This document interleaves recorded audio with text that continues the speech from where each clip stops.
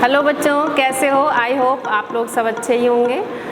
बच्चों, साकेत ई क्लासेस में Saket group of colleges के नई ऑनलाइन क्लासेस में आपका स्वागत है। मैं आरती श्रीवास्तव समाजशास्त्र की क्लास में आपका स्वागत करती हूँ। बच्चों, आज हम आपको पढ़ाएंगे सोशल एंथ्रोपोलॉजी, सामाजिक मानव शास्त्र कि सामाजिक मानव शास्त्र आज आपका टॉपिक है, सोशल एंथ्रोपोलॉजी। तो बच्चों, सबसे पहले हम ये जानेंगे कि सामाजिक मानव शास्त्र है क्या, किसे हम सामाजिक मानव शास्त्र कहते हैं। तो बच्चों, सामाजिक मानव शास्त्र की वह महत्वपूर्ण शाखा है जो मुख्यतः आदिम समाज के सामाजिक संगठन, सामाजिक संस्थाओं, सामाजिक संरचना और सामाजिक संबंधों के स्वरूपों का अध्ययन करती है। जैसा कि बच्चों इवांस प्रिचार्ड ने भी कहा था कि सामाजिक मानव शास्त्र समाजशास्त्रीय अध्ययनों की वह शाखा मानी जा सकती है जो अपने को मुख्यतः आदिम समाजों के अध्ययन में लगाती है। तो इसका मतलब ये हुआ कि समाज शास्त्र में जो सामाजिक मानव शास्त्र है वो मुख्यतः जो प्राइमेट सोसाइटीज़ होती हैं उनके स्टडी में अपना ध्यान फोकस करती हैं। बच्चों, रैडक्लिफ ब्राउन ने भी कहा था कि सामाजिक मानव शास्त्र समाज शास्त्र की वह शाखा है, सामाजिक मानव शास्त्र समाज शास्त्र की वह शाखा है जो आदिम अथवा सरल समाजों का अध्ययन करती है। आदिम समाज, चूँकि बच्चों वहाँ पे संबंधों में या वहाँ के इन्वायरमेंट में अभी उतना ज़्यादा वो कॉम्प्लेक्स नहीं हुआ, इसलिए वहाँ पे जटिलता नहीं है।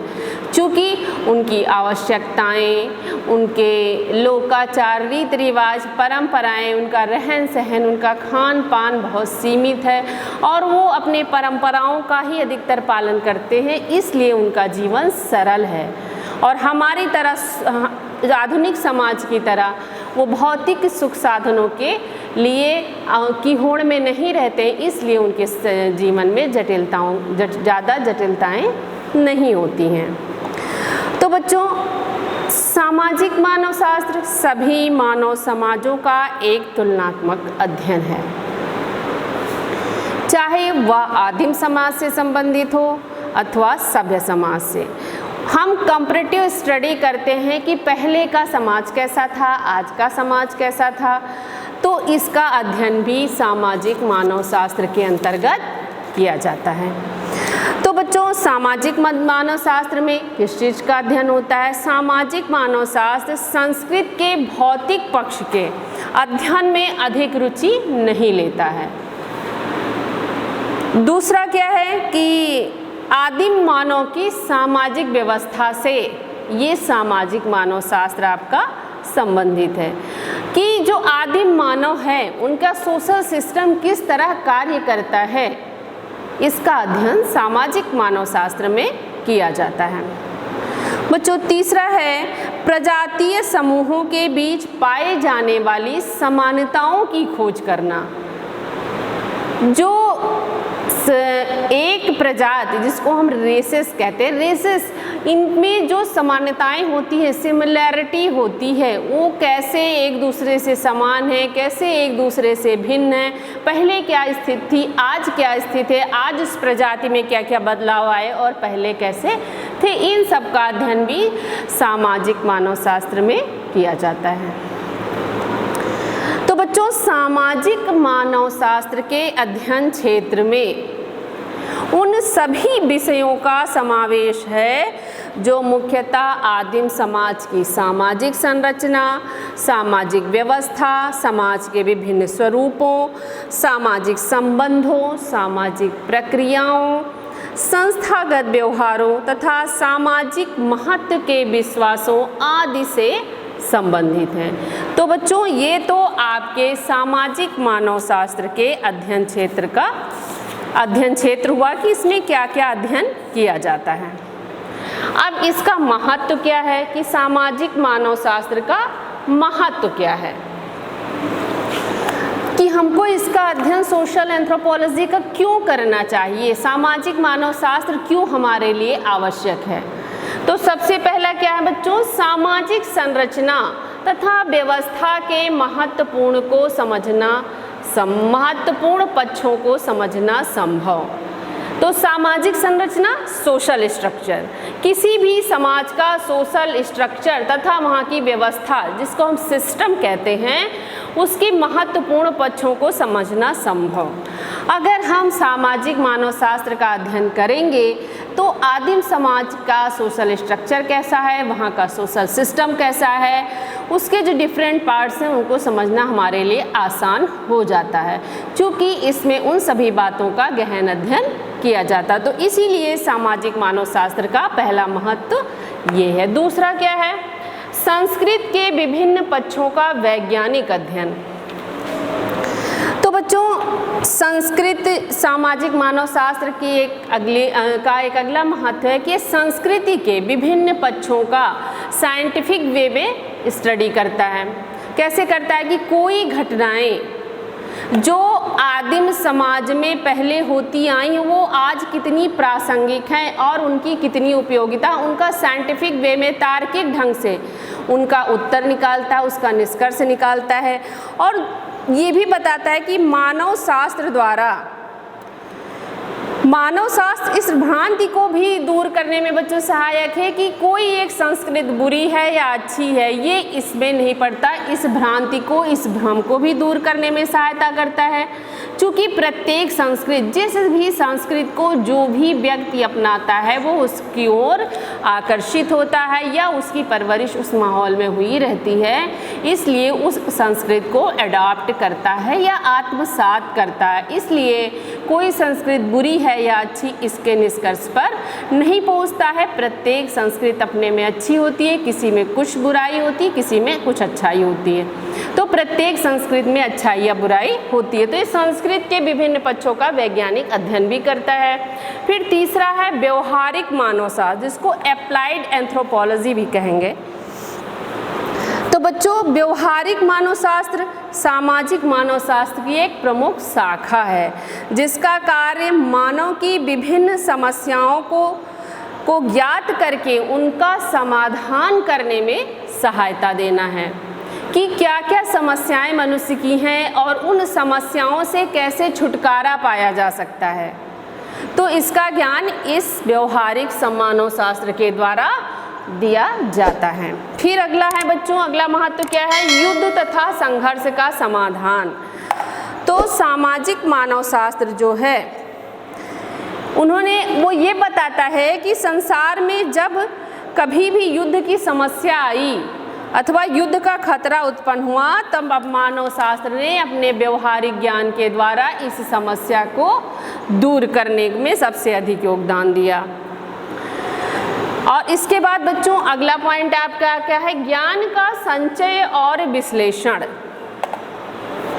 तो सामाजिक मानवशास्त्र के अंतर्गत ऐसी पद्धतियां और उपकरणों का बच्चों विकास हुआ है जो सामाजिक विज्ञानों के लिए बहुत महत्वपूर्ण हैं, जिसमें अधिकांश सामाजिक विज्ञान संरचनात्मक प्रकार्यात्मक पद्धति की सहायता से बच्चों विभिन्न मानव समूहों का अध्ययन करने में लगे हैं कि वहाँ की संरचना, किसी भी समाज की संरचना कैसी है, उसके प्रकार कैसे हैं, वो कैसे कार्य करता है, इन सब का अध्ययन करता है, जिसकी सहायता से सभी सरल और आदिम समाजों तथा विभिन्न समूहों के बीच तुलना करके एक सामान्य निष्कर्ष पर पहुँचना आसान होता है।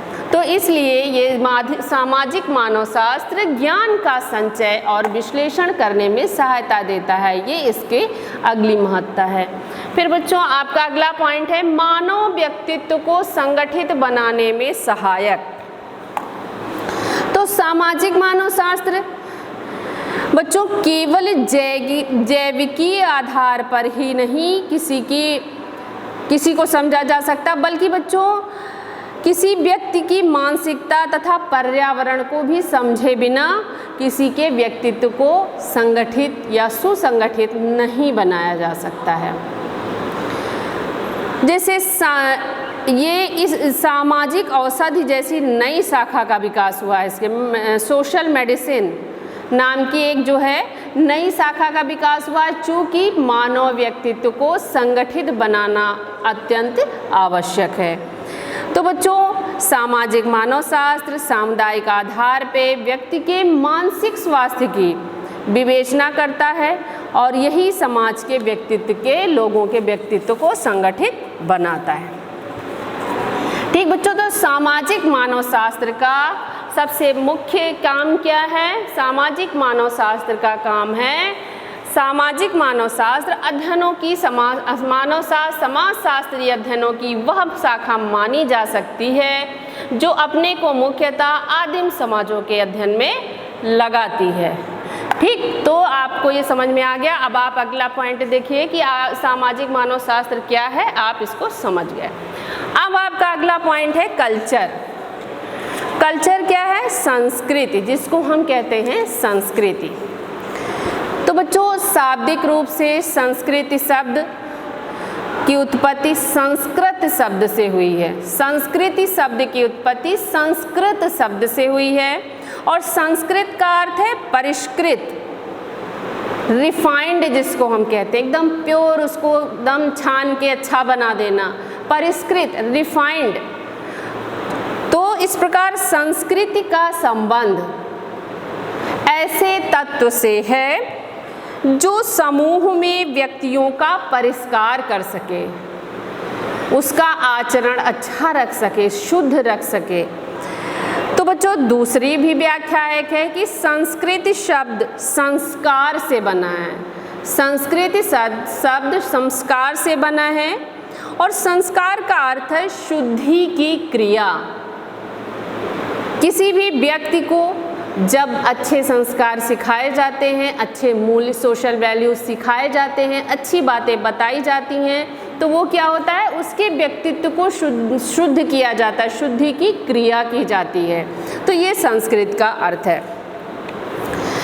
बच्चों, टायलर ने कहा है कि संस्कृत वह जटिल संपूर्णता है, संस्कृति वह जटिल संपूर्णता है जिसमें ज्ञान, विश्वास, कला, आचार, कानून, प्रथा तथा इसी प्रकार की ऐसी सभी क्षमताओं और आदतों का समावेश होता है जिन्हें मनुष्य समाज का सदस्य होने के नाते प्राप्त करता है।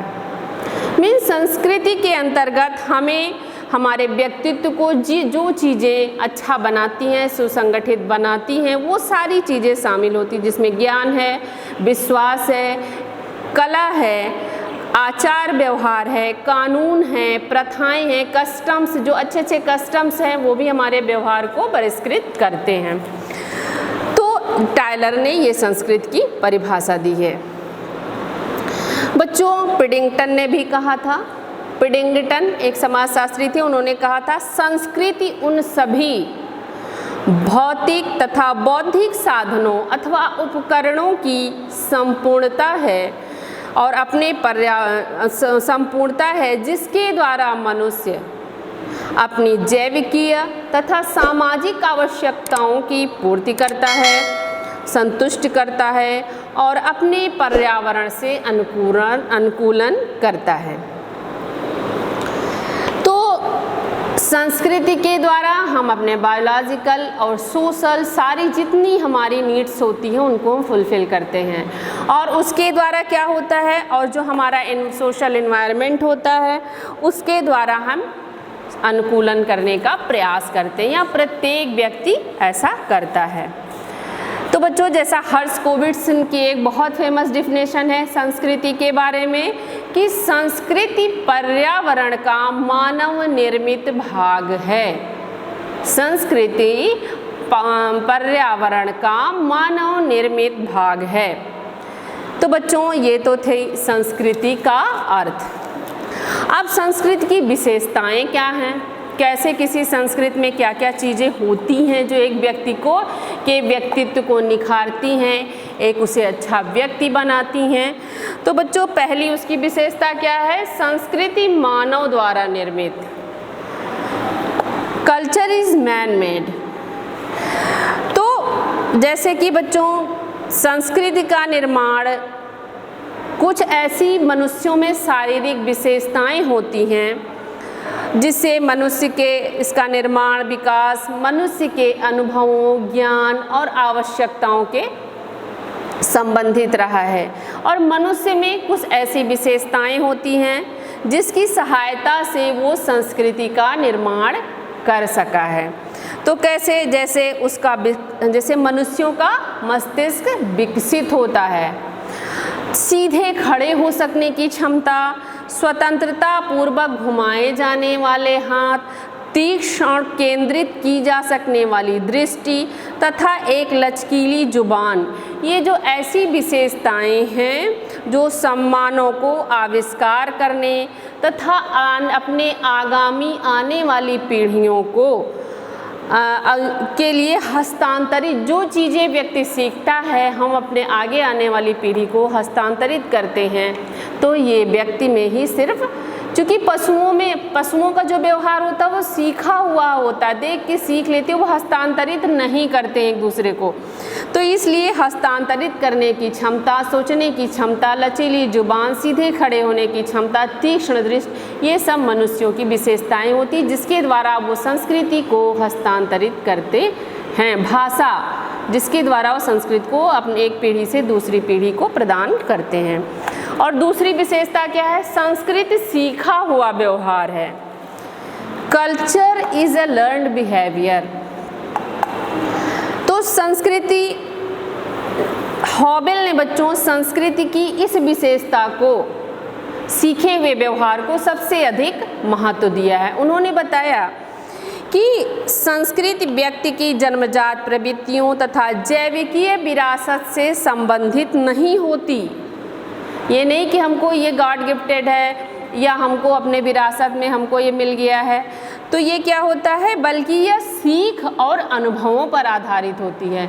सीखता हर व्यक्ति है, गलतियाँ होती हैं, धीरे धीरे उसको शुद्ध करता जाता, सही करता जाता, एक समय ऐसा आता है कि उस चीज़ में वो परफेक्ट हो जाता है। तो ये क्या है, चूँकि हमारे जो माता पिता होते हैं या हमारे आसपास के भी जो भी लोग होते हैं उनको बताते हैं कि इस कार्य को ऐसे करिए तो और शुद्ध और अच्छे तरीके से होगा।